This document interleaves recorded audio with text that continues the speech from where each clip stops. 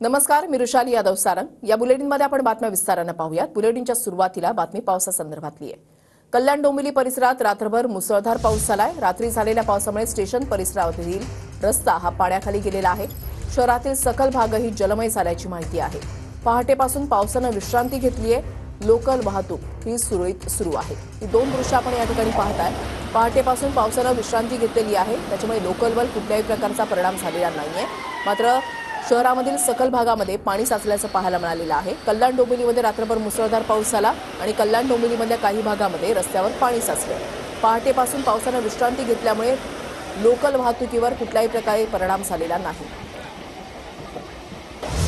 मुंबई ठाण्यामध्ये रात्रभर मुसळधार पाऊस झालाय। पहाटे पावसाने विश्रांती घेतली। मुंबईतील लोकल आणि रस्ते वाहतूक ही सुरळीत सुरू आहे। पश्चिम मध्य रेल्वे मार्गासह हार्बर मार्गावर लोकल ही सुरळीत सुरू आहे। पुण्यामधील शिवाजीनगर ते स्वारगेट मेट्रो मार्गाचं उद्घाटन करण्याचा स्थानिक मविया नेत्यांचा इशारा आहे। मेट्रो स्थानकाबाहेर पोलिसांचा कडक बंदोबस्त पाहायला मिळतोय। काल मोदींच्या हस्ते उद्घाटन होणार होतं, मात्र पावसामुळे दौरा रद्द झाला। उद्घाटन लांबणीवर पडल्यामुळे प्रवाशांचे हाल होत असल्याचा आरोप महाविकास आघाडीच्या नेत्यांकडून केला जातोय। दरम्यान पंतप्रधान मोदी रविवारी पुणे मेट्रोचं ऑनलाईन उद्घाटन करणार आहेत। शिंदे फडणवीस अजित पवारांचा आज शिर्डी दौरा असणार आहे। विखेंच्या शिर्डी मतदारसंघात महिला सशक्तीकरण मेळाव्याचं आयोजन करण्यात आलंय। 30 ते 40 हजार महिला कार्यक्रमासाठी उपस्थित राहण्याचा अंदाज व्यक्त केला जातोय। शिर्डी मतदारसंघातील विविध प्रकल्पांचं भूमिपूजन आणि उद्घाटन यावेळेला होईल। केंद्रीय निवडणूक आयुक्त 2 दिवसांच्या महाराष्ट्र दौऱ्यावर आहेत। निवडणूक आयोगाचे मुख्य निवडणूक आयुक्त राजीव कुमार मुंबईमध्ये दाखल झालेत। विधानसभा निवडणुकांच्या तयारीचा आढावा घेण्यासाठी दौऱ्याचं नियोजन आहे। निवडणूक आयोग राज्यामधील विविध विभागांचा आढावा घेणार आहे। निवडणूक आयोग राज्यामधल्या विविध विभागांचा आज आढावा घेतील आणि आज दिवसभर विविध बैठकांचं आयोजन करण्यात आलेलं आहे। आज सकाळी राजकीय पक्षांच्या पदाधिकाऱ्यांसोबत बैठक जी आहे ती होणार आहे। केंद्रीय निवडणूक आयुक्त 2 दिवसांच्या महाराष्ट्र दौऱ्यावर आता आलेले आहेत। काल रात्री मुंबईमध्ये ते पोहोचलेले आहेत आणि आज दिवसभर बैठकांचं सत्र होणार आहे आणि विविध पातळ्यांवर त्यांच्याकडून आढावा घेतला जाईल। विधानसभा निवडणुकांच्या दृष्टिकोनातून हा दौरा अतिशय महत्त्वाचा मानला जातोय। केंद्रीय निवडणूक आयोग आजपासून 2 दिवसांच्या महाराष्ट्र दौऱ्यावर आहे। निवडणूक आयोगाचे मुख्य निवडणूक आयुक्त राजीव कुमार हे मुंबईमध्ये दाखल झाले। निवडणूक आयोग विधानसभा निवडणुकांच्या तयारीचा आढावा घेणार आहे। आज सकाळी 10 वाजता राजकीय पक्षांच्या पदाधिकाऱ्यांसोबत आयोगाची बैठक असेल। दुपारी 1 वाजता मुख्य निवडणूक अधिकारी आणि इतर अधिकाऱ्यांसोबत बैठक होणार आहे। दुपारी 3 वाजता निवडणुकांची अंमलबजावणी करणाऱ्या सर्व विभागांशी चर्चा करून आढावा घेतला जाईल। मुख्य सचिव पोलीस महासंचालकांसोबत संध्याकाळी 5 वाजता बैठक होणार आहे।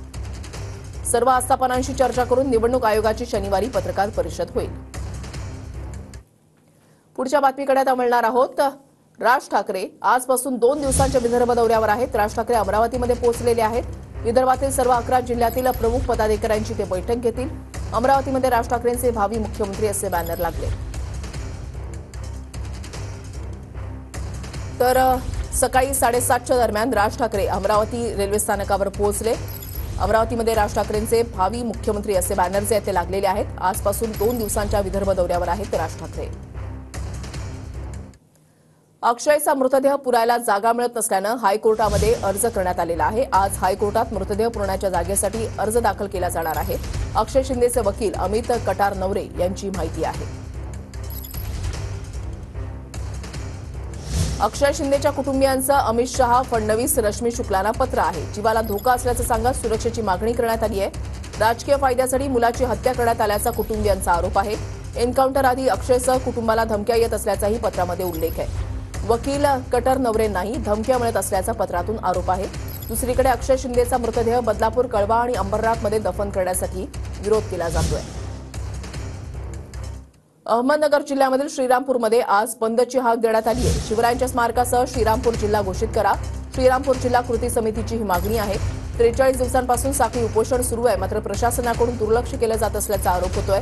अजित पवारांच्या शिर्डी दौऱ्याच्या पार्श्वभूमीवर आज श्रीराम बंदपूरची हाक देण्यात आली आहे। आणि आता आजच्या दिवसातली आणखी एक महत्त्वाची आणि मोठी बातमी। मुंबई विद्यापीठाच्या सिनेट निवडणुकीचा आज निकाल लागतोय। अभाविप आणि ठाकरे गटाच्या युवा सेनेमध्ये थेट लढत आहे। सकाळी 9 वाजता मतमोजणीला सुरुवात होणार आहे। युवा सेना गड राखणार की अभाविपला संधी मिळणार हे पाहणं महत्त्वाचं असेल. युवा सेना गड राखणार की अभाविपला संधी मिळणार हे चित्र जे आहे ते काही तासामध्ये स्पष्ट होणार आहे. मुंबई विद्यापीठाच्या सिनेट निवडणुकीचा आज निकाल लागतोय. 10 जागांसाठी मतदान झालेलं आहे आणि आज मतमोजणी होतीये. आज निकाल लागणार आहे. मुख्य लढत आहे ती म्हणजे युवा सेना आणि अभाविपमध्ये. आणखीन एक महत्त्वाची बातमी, महायुतीच्या नेत्यांची आज वर्षावर रात्री 9 वाजता बैठक होणार आहे. शिंदे फडणवीस अजित पवारांमध्ये जागावाटपावर चर्चा होणार आहे. महायुतीमध्ये 90 जागांवर तिढा आहे. आजच्या बैठकीमध्ये याच जागांसंदर्भात चर्चा होणार आहे अशी माहिती मिळतेय. धर्मवीर 3 येईल तेव्हा त्याची पटकथा मी लिहिणार असं देवेंद्र फडणवीसांनी म्हटलंय. धर्मवीर 2च्या ग्रँड प्रीमियर वेळी देवेंद्र फडणवीसांनी हे वक्तव्य केलंय. तर धर्मवीर 2 सत्य घटनेवर आधारित आहे, सर्वांना आवडेल असा विश्वास देखील देवेंद्र फडणवीसांनी हा प्रीमियर पाहिल्यानंतर बोलून दाखवलेला आहे. धर्मवीर 2 हा देखील प्रेक्षकांना खूप आवडेल, कारण सत्य कथेवर आधारित आणि ज्या लोकांचं जीवन आपण बघितलेलं आहे, अनुभवलेलं आहे, ऐकलंय किंवा वाचलंय, अशा चरित्र नायकांच्या संदर्भातला सिनेमा असल्यामुळे निश्चितपणे तो सगळ्यांना फार आवडेल. मी धर्मवीरच्या संपूर्ण टीमचं मनापासून अभिनंदन करतो. असा एखादा चित्रपट तुम्ही पण काढणार आहात का? याच्या जो धर्मवीर 3 येईल त्याची पटकथा मी लिहीन. बीडच्या परळी तालुक्यामध्ये मुसळधार पाऊस झालाय. मुसळधार पावसामुळे काढणीला आलेल्या सोयाबीन पिकाचं नुकसान झालंय. शासनानं तत्काळ पंचनामे करून मदत द्यावी अशी मागणी शेतकऱ्यांकडून केली जाते. आढावा घेतलेला आहे आमच्या प्रतिनिधींनी, पाहूया. 10 दिवसाच्या विसर्जित दमदार पावसामुळे तालुक्यामध्ये दमदार पावसाची हजेरी लागली. त्यामुळे आता आदल्या पावसाचे अनेक शेतकऱ्यांनी आपल्या शेतामधलं जे खरीपाचे पीक आहे, जे सोयाबीन काढून ठेवलं होतं शेतामध्ये, पण काल झालेल्या पावसामुळे संपूर्ण आता पीक हे पाण्यामध्ये आता पाणी झालेलं आहे. त्यामुळे पावसाच्या तालुक्यात मी असंच आहे, जे शहरामध्ये आहे आपण बसतो या शेतामध्ये पाहिजे माझ्या गुडघ्यात पाणी साचलेलं आहे. आणि हे शेतकरी आहे ते संपूर्ण सोयाबीन जे आहे त्यात सगळे काढले, ते संपूर्ण पाणी गायचं झालेलं आहे.